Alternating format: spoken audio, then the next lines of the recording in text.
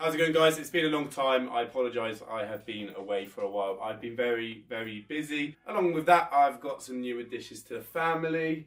This little pup, his name is Chester. Nice little mini Dutch hound. Nice little blue eye, black eyed little boy.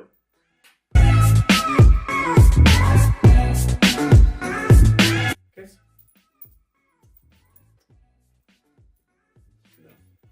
200 likes with both sausage dogs? Oh, look at them. Anyway, on to serious business and why you're really here. Just been on my travels back from Malta. On the way back, had to pick up a nice little bit of tech from the airport to do a review for my lovely audience, which I've seen that has been growing over the time. Thank you ever so much if you have been subscribing, liking and commenting with all my videos. It is greatly appreciated. What have I picked up? The Apple wireless AirPods with a charging case. These are the second edition or the 2019 edition, whatever way you want to take it. But these are the latest ones with a couple of different features from the first Apple AirPods, but we'll have a little talk about what the differences are. We'll see what is in here and then we'll have a little chat about what I think of these. If you've watched any of my wireless earbuds kind of videos before on the Bose ones or anything like that, then you'll know that I'm not the greatest fan. But I've seen hundreds of you, thousands of you wearing these in your ear. What is the hype? Let's find out. Alright, let's crack these open and have a little look inside the box and then set it up with the iPhone XS Max.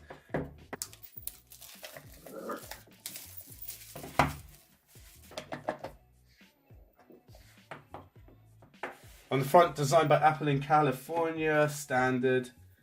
Inside you've got your instructions, setup guides, safety and handling, and obviously your warranty.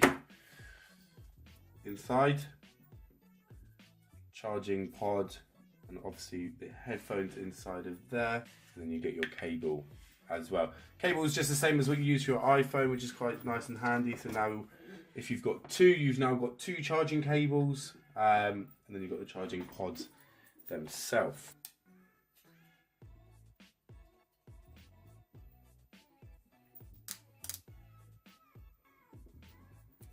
And then inside you get your little AirPods. Nice satisfying open and close, bit of a magnetic pull to keep them extra safe. These look nice and secure. If you've ever watched my Jabra ones or anything like that, I always thought that they weren't very secure. If you look at these are not going to fall out and get lost. I mean, a lot of people used to complain that they've lost their headphones and stuff like that, and these look quite secure. I don't really know how you can go about losing them. So well done, Apple, on that. So setting it up is nice and easy. If you've got the nice new AirPhone, it will automatically pick it up. Unlock to connect. Face ID it. I'm connecting. How much charge it's got, lovely.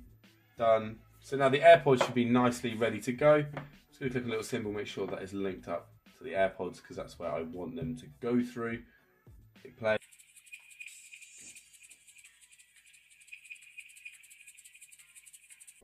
Now, as you all know, normally the standard stock headphones that come with the iPhone are not the greatest, but they're not the worst. They kind of just get the job done, provide a little bit of quality for the sound, and you know, when you're on your phone call or something like that, it does the job and it has the functionality features. So what are we to expect from these? Are we to expect just wireless overpriced headphones, or are we going to get actually somewhat good quality? Consumer feedback from my friends and the kind of reason I got these and kind of people be boasting about them, yes, the quality is actually somewhat good. That's why people have actually kind of forked out such a price. And I mean, £200 for a pair of wireless headphones from Apple with a charging case and a charging cable, and the latest edition is actually not any more expensive than kind of what I've been buying for you guys to review anyway. The kind of price range is from 100 to 150 for premium products like Bose and Sony and stuff like that. So you're forking out an extra 50 to kind of get it all nicely matched with if you were an Apple fan, and to kind of have it all set up, the MacBook, the iPhone, the headphones. I mean, it's not actually too far out. £200 I think is actually quite reasonable if these are any good. So let's give them a whirl.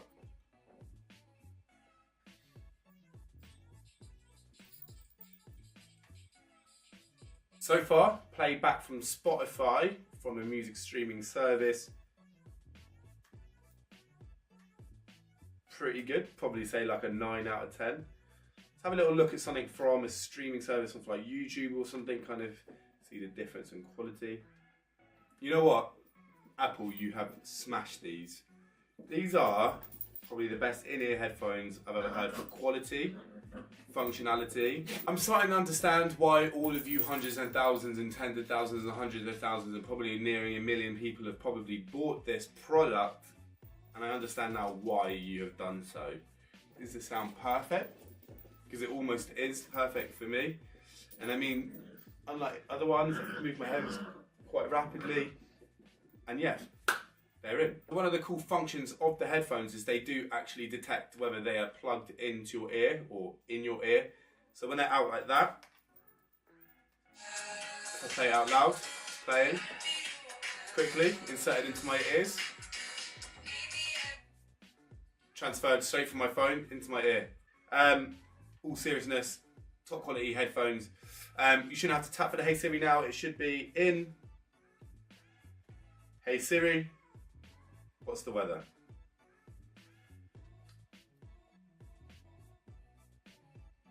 Let me read you out some key differences between the AirPod 1s and these AirPod 2s. So you'll get an extra hour of battery life for your talks. Instead of 2, you will now get 3. Lovely. Battery life for music's more or less the same, however, you will still get 5 hours of playback. You've got the H1 chip, which is going to give you that 50% extra talk time. Both versions have got Bluetooth 5.0. Now, instead of double tap keeping the activate for Siri, like I showed you, who have now got the voice activated Siri through the headphone, you don't have to double tap it or anything. You can just say, hey Siri, and get on with your command. Are your AirPods worth upgrading from the version 1 to the version 2? In terms of upgrading, I wouldn't necessarily say at this point, yes. The only thing you're going to get in the addition is the 50% longer talk time. Your music is more or less the same. How do I know? I have tried the AirPod 1s with my friends before, and honestly, there's no real difference, but you are just going to get a little bit more talk time of 1 extra hour, which is, are you going to go the distance to buy the Apple Pod 2s? I wouldn't really recommend it, to be honest with you. If you just want to be up to date and you're a bit of an Apple whore, and you just want to have the latest everything, go for it, do it. If you don't own any pairs of AirPods, then maybe consider buying the latest version. But this is not upgrade worthy at this point yet. This chip that has just been put into it has not focused on necessarily the production of the music quality. It is focused on more the connectivity of the product to the iPhone and to other products. So if you've come to this video to find out whether I should be upgrading, no. If you should be buying straight away the AirPod 2s instead of the 1s, then yes, maybe consider it. But you're not going to see any difference in music length or music quality. You're only going to see the productivity side upgrade a little bit. With the Hey Siri, it makes it a little bit easier, but I mean, the double tap is quite easy. It's not exactly the worst thing in the world. And do many people use Siri?